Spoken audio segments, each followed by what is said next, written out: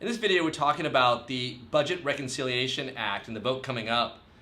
There's a couple of immigration things that might be included in there. We're going to discuss it in the video. Check it out. Very, very long time.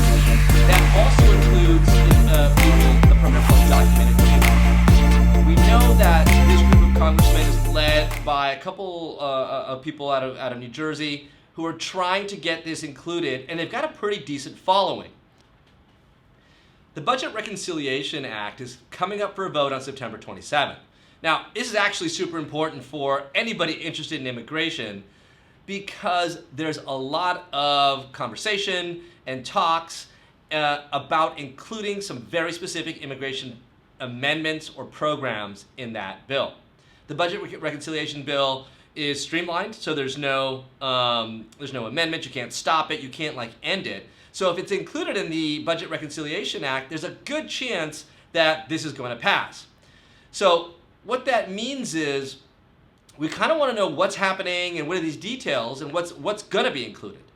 We don't have a lot. We have some hints. So first of all, there's a group of representatives that are very interested in the green card backlog for Indian nationals and individuals on H-1Bs who have been waiting very, very long time.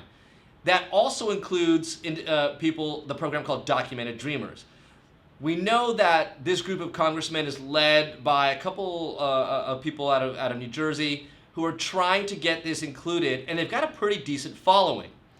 And I like what they're saying because they're really looking backwards at some like fairness in high-skilled Fairness in High-Skilled Labor Act, the one from last year in October, that was actually passed. They're looking at that, they're looking at country cap removals, and they're looking at trying to make the backlog go away. But another act or another program that I really, really like actually is really simple.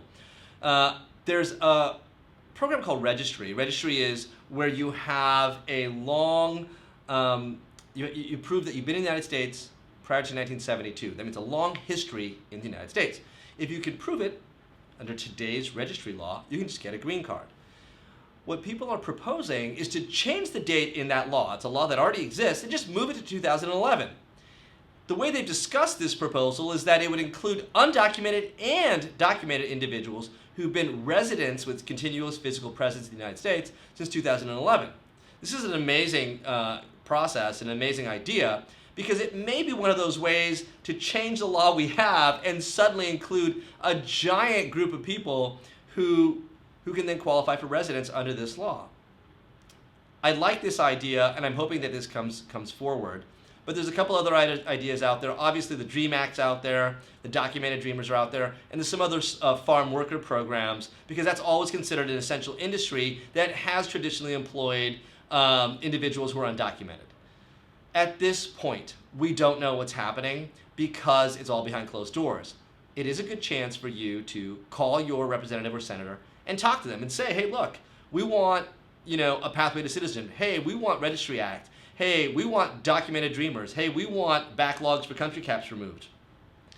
It's a good time to make your voice heard. Call your senator, call your congressman, let them know your opinion, and let's see if we can get something included in the Budget Reconciliation Act in this session that's coming up September 27th.